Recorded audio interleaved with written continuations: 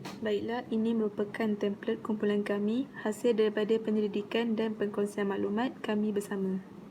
Assalamualaikum warahmatullahi wabarakatuh. Kami daripada kumpulan 10 telah memilih syarikat Nike sebagai tugasan BMC. Key partner. Key partner merujuk kepada rangkaian pembekal iaitu supplier dan juga rakan kongsi iaitu partner dalam perniagaan yang dijalankan. Key partner bagi perniagaan Nike ialah bintang sukan iaitu atlet. Yang kedua, jenama terbesar telefon bimbit iaitu Apple. Dan yang terakhir sekali, kerjasama antara syarikat teknikal. Selain itu, key activities ataupun aktiviti utama bagi syarikat Nike antaranya ialah syarikat Nike telah menjadi pengeluar dan pembekal terbesar bagi produk yang berasaskan pakaian dan kasut atlet di peringkat antarabangsa. Pakaian dan kasut atlet yang telah dikeluarkan oleh syarikat ini telah mendapat maklum balas positif daripada pelanggan di seluruh dunia. Selain daripada menjadi pengeluar terbesar bagi pakaian dan kasut atlet, syarikat Nike juga turut menjadi penaja atlet Amerika Syarikat dalam kejohanan dan acara di peringkat dunia seperti Kejohanan Dunia IAAF di Beijing. Key resources atau sumber utama merujuk kepada aset penting atau sumber yang diperlukan untuk memastikan aktiviti bisnes boleh berjalan.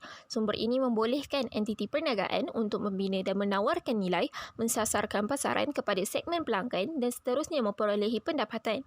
Antara sumber utama yang penting ialah sumber manusia. Nike memerlukan pekerja profesional dalam mereka bentuk, pembuatan, pemasaran jualan kasut, pakaian, peralatan dan aksesori.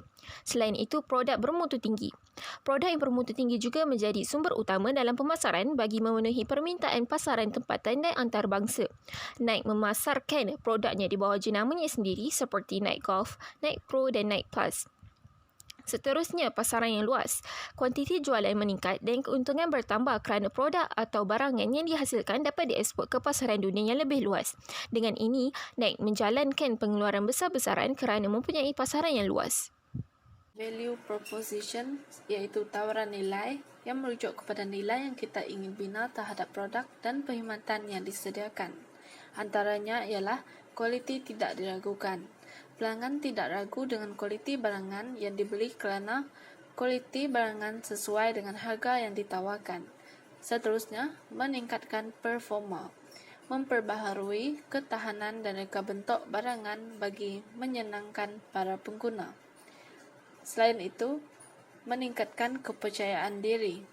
Percaya dan yakin bahawa produk yang dibuat tersebut dapat menggembirakan dan menyenangkan para pengguna. Akhir sekali ialah teknologi terbaik, iaitu produk tidak mudah tertanggal dan koyak. Saluran BMC untuk perniagaan Nike adalah yang pertama laman web. Di laman web perniagaan Nike, pihak Nike akan mengeluarkan koleksi-koleksi terbaru mereka. Melalui cara ini, peminat-peminat tiga jenama Nike akan mengetahui koleksi-koleksi terbaru yang dikeluarkan. Yang kedua, saluran kedua untuk BMC perniagaan Nike adalah kedai-kedai di pasaraya. Dan yang ketiga, saluran BMC untuk perniagaan Nike adalah ejen-ejen jualan. Bahagian customer segment atau sasaran pelanggan. Syarikat Nike menggunakan segmen demografi untuk menyasarkan kumpulan pelanggan iaitu yang pertama, golongan yang sering bersenam. Golongan yang sering bersenam memberi peluang kepada syarikat Nike untuk mengeluarkan produk yang lebih baik atau berkualiti seperti kasut dan pakaian yang lebih selesa dan sesuai untuk dipakai semasa bersenam. Yang kedua, golongan yang suka berfashion. Golongan yang suka berfashion adalah golongan yang kebanyakannya berumur di antara 11 tahun hingga 45 tahun. Golongan ini adalah golongan yang memakai pakaian yang berjenama dan ingin sentiasa kelihatan mewah serta memakai pakaian yang berkualiti tinggi. Yang ketiga, para atlet. Wujudnya para atlet memberi peluang kepada syarikat Nike untuk mengeluarkan pelbagai jenis warna dan corak pakaian atau kasut yang diperlukan oleh para atlet. Jadi, para atlet dapat membuat pilihan untuk menetapkan kasut yang akan mereka gunakan untuk pergi ke latihan sukan dan kasut untuk pergi ke pertandingan. Yang keempat, pekerjaan seseorang mempengaruhi pendapatan mereka. Mereka yang bekerja mempunyai pendapatan yang tinggi sering membeli pakaian dan kasut yang berharga tinggi.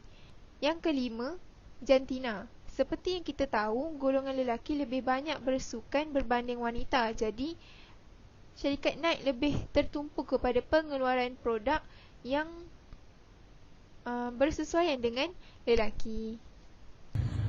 Seterusnya ialah cost structure, iaitu kos-kos utama syarikat Nike. Yang pertama ialah penajaan. Syarikat Nike menaja atlet-atlet dan kejohanan yang besar untuk memperkenalkan produk mereka di dunia luar. Seterusnya digunakan untuk kempen pengiklanan. Kos ini dikeluarkan adalah untuk mengiklankan produk mereka di dunia. Seterusnya digunakan untuk penyelidikan dan pembangunan. Kos ini pula dikeluarkan adalah untuk meningkatkan lagi kualiti pakaian dan kasut yang telah dikeluarkan oleh syarikat Nike untuk menjadi lebih baik daripada sebelumnya. Seterusnya ialah yuran pembangunan sumber daya. Yuran ini digunakan untuk menyelidik dan membandingkan produk Nike dengan syarikat lain untuk memperbaiki kekurangan syarikat Nike dan menjadi syarikat yang menghasilkan pakaian dan kasut yang terbaik di dunia. Revenue stream. Yang pertama ialah penjualan produk. Nike menjalankan perniagaan dalam penjualan produk melalui penjualan kasut seperti kasut sepak bola dan kasut sukan. Perniagaan kasut adalah produk utama bagi Nike untuk menjana pendapatan mereka. Yang kedua adalah penjualan aksesoris tambahan dan cenderamata. Selain daripada kasut, perniagaan Nike juga menjual aksesoris tambahan dan cenderamata seperti inner tight yang berjenama Nike. Yang ketiga adalah servis-servis tambahan. Nike juga bekerjasama dengan syarikat-syarikat besar untuk menjana sedikit pendapatan seperti bekerjasama membida penajaan untuk Liverpool. Hal ini kerana untuk meningkatkan lagi nama perniagaan Nike ke seluruh negara. Saya akan menerangkan tentang customer relationship. Yang pertama, pusat panggilan perkhidmatan. Pusat panggilan perkhidmatan ni dia macam, kalau kat iklan, dia akan sediakan satu nombor tau. Nombor hotline tu. Nombor tu kita boleh call. Sebab nanti kita boleh memberi aduan, kita memberi cadangan dekat staff diorang lah untuk penambahbaikan. Yang kedua iaitu atas talian. Atas talian tu kita boleh bagi feedback terhadap suatu produk, benda baik atau buruknya. Yang ketiga iaitu pusat perhubungan. Pusat perhubungan tu dia macam kita memberi aduan dekat staff kat kedai lah, setiap kedai retail kita kan ada staff kan. Kat situ dikira sebagai pusat hubungan kita antara pelanggan dan staff.